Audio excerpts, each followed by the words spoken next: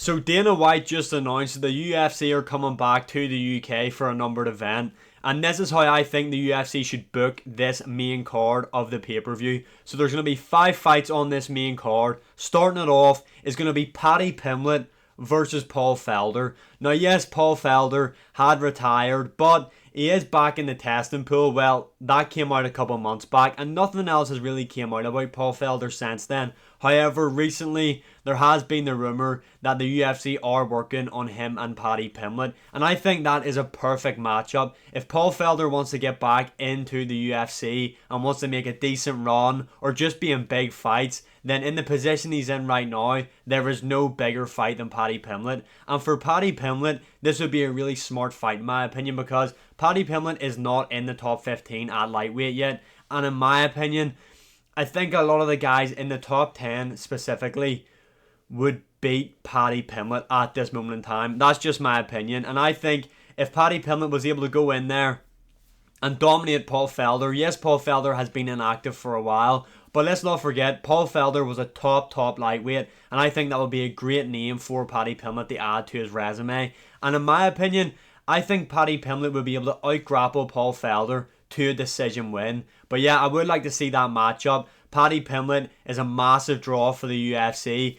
Him fighting in the UK is massive as always. That would be a great way to kick off the pay-per-view. Next up, we are going to the flyweight division, which is going to be Muhammad Mokaev versus Brandon Royval. Now, Brandon Royval obviously is currently the number 1 ranked contender in the flyweight division, but is coming off that win to Brandon Moreno, but previous lost to Pantoja. So he's lost twice to the current champion. We don't really want to see that third matchup. And obviously Pantoja now is booked to face Steve Ercik at UFC 301. Muhammad Mokaev is currently 12-0. He is the number 7th ranked in this division. I'm pretty sure there's been a bit of back and forth between both guys on social media, so there's already that kind of storyline there for the matchup.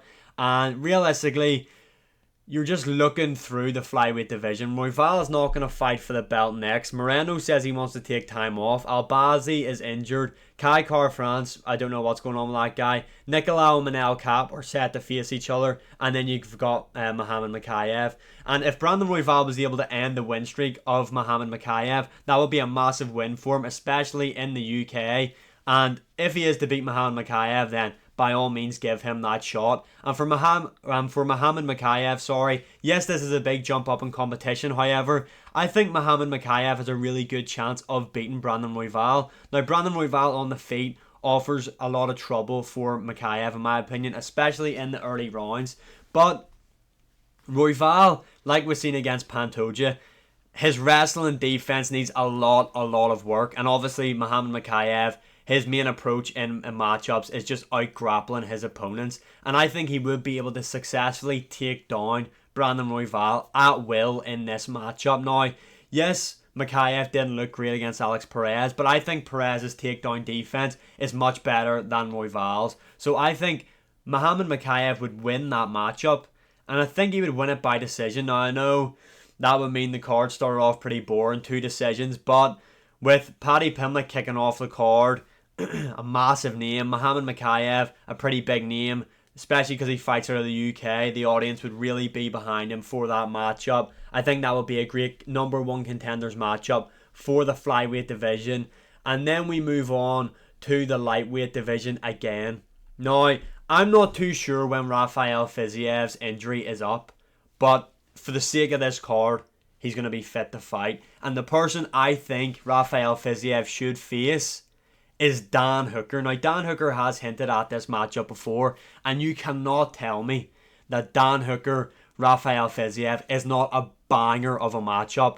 And we've seen Dan Hooker fight in the UK before. Obviously, he got absolutely stomped out by Arnold Allen, who I would have liked to have had on this card. However, the rumour is that he is facing Giga Chikadze on a fight night card, so I kind of want to make it semi-realistic.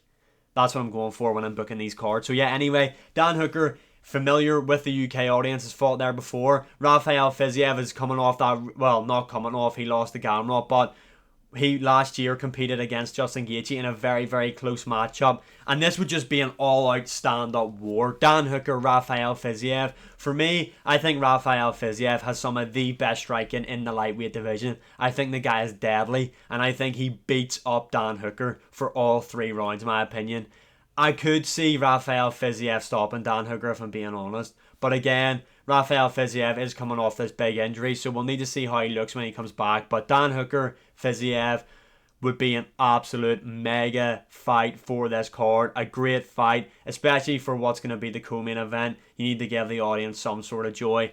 And the co-main event is Belal Muhammad, Leon Edwards. Now, for me, I actually want to see this matchup. Belal Muhammad is clearly the #1 contender in the welterweight division. This guy is on a crazy streak at the moment. I can't remember exactly what win streak he's on. Sorry, a 6-fight win streak. His last 3 fights, he's beat Vicente Luque. He was the first man to beat Sean Brady, TKO'd him. And he just beat Gilbert Burns by unanimous decision, where he took that fight on short notice, went into that matchup injured, and schooled Gilbert Burns for all 5 rounds. And Leon Edwards obviously is on a really impressive run in the welterweight division, especially since he's got the belt now.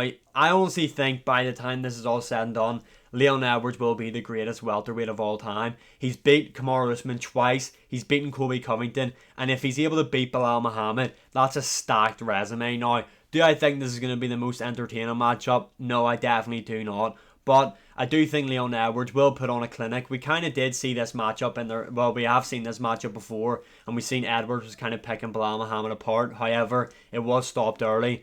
But I just think Leon Edwards is that much of a sniper on the feet.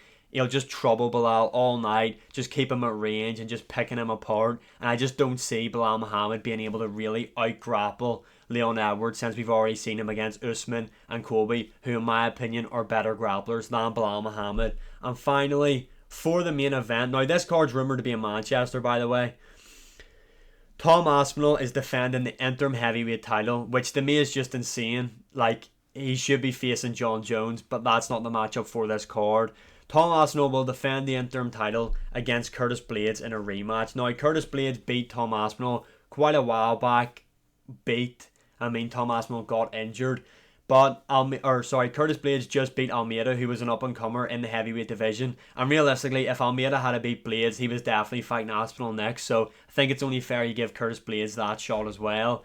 In terms of this matchup, I don't think anybody at heavyweight touches Tom Aspinall. I think he is that good. I think he beats John Jones. I think he beats everybody currently at heavyweight.